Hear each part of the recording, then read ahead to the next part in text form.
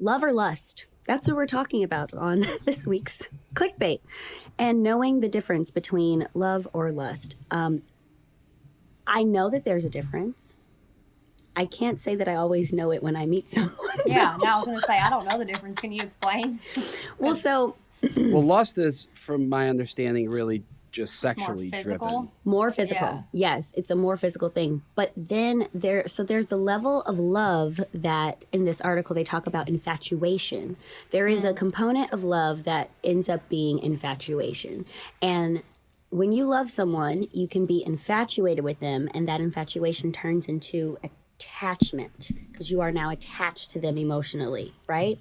Whereas that lust part is a physical, sexual thing and can be mistaken for infatuation, but that turn of attachment doesn't necessarily grasp, if that makes sense. So that's, from reading this article, that is the biggest difference that I noticed. Because yes, you could be like, oh, he's so fine, you love him, don't love him, blah, blah, blah. But then it's like, but I could meet someone else and like them even more than you, or I don't care when you're gone. And when we are together, if something physical isn't happening, then like I don't want it. So going on dates, talking on the phone for hours and hours, and it doesn't necessarily have to lead to hooking up or coming over after, is a telltale that you might be falling in love with someone versus you like, what you doing? It's 2 a.m. Come over. Okay, great. And then you spend the whole weekend having a good old time, if you know what I'm saying. That's more. I guess as long as you're on the same page. Well, are we ever on the same page though? Never. Never. Right? It's like, what? So, question for you. When you met your boo, Tia, how did you feel in the beginning? Did you think that, like, I could really like this guy, or I have to get there? No, in the very beginning, I was just sexually attracted to him. Did you think it was lust? So it was lust. Yeah, it was lust. For sure, which my brain has kind of worked on lust for the last several years because being in love is hard and scary and you have to put your feelings into it, and lust is just much easier because there's no expectations.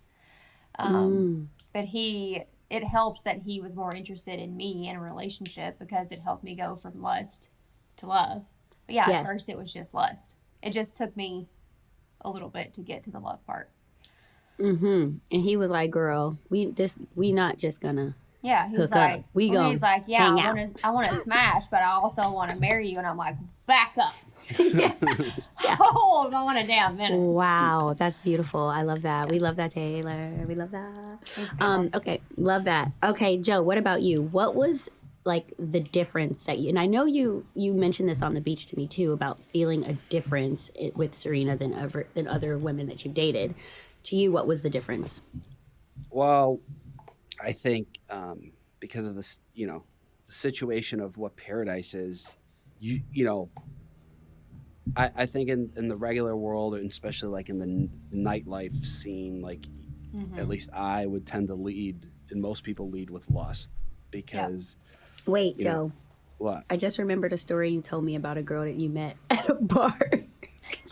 I don't know, but I don't even know what you're talking about, but okay. So anyways, I think. We're not going to go into that. Yeah, I think lust, I think that's what most people who like go out or are trying to meet people, that's kind of what you end up leading with.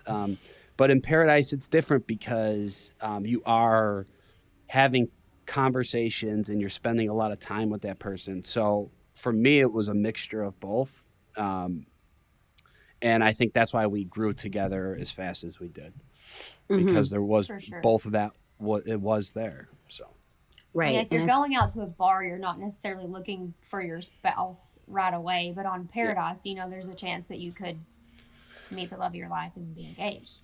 Yeah, and it's also, and there's a lot, alcohol is always involved. Yeah. On the beach too. Shout out to Wells. yeah, on the beach. But on the beach, you also have like sober moments where if you're out on a Friday night with some friends and you're having some drinks and you meet somebody who's attractive, lust. Yeah. That's what I'll call that. So that's where the article is really interesting, because it talks about the infatuation type of love being the early stage, and how this can sometimes be marked as like a sexual passion, or this is, you know, your mood is almost dependent on this person. And I will say that is something that I recognize with you and Serena. It was like when you were like, you got sick, and like when you were super sick, she was like, I don't know what's going on with Joe. Like, she couldn't just enjoy herself, you know, whether you were there or not, if that makes sense, you know, like. And when I read that in the article, I was thinking back to my relationships, and I was like, because sometimes I really don't. You sick? Well, holla at me when you done. Like, when you get better, you know? Like, because I really don't care. And then there's other times where it's like, oh, y'all, I can't go out. I can't do nothing. I got to go take care of Bae. I don't know what to do. Like, he's not feeling good, you know? So I thought that, and just using sick as a idea, or as a, not an idea, but as an example, sorry. Yeah. Using sick as an example, I think that that's something that is really a telltale sign. So to our listeners, if your being is affected by someone that you're dating or that you're seeing, and that could be a good sign, but it also could be a bad sign, in the sense that you may have to take space from that person, because it might not be healthy, right? And just because you fall in love doesn't mean that it's a healthy love. Ding, ding, ding, ding.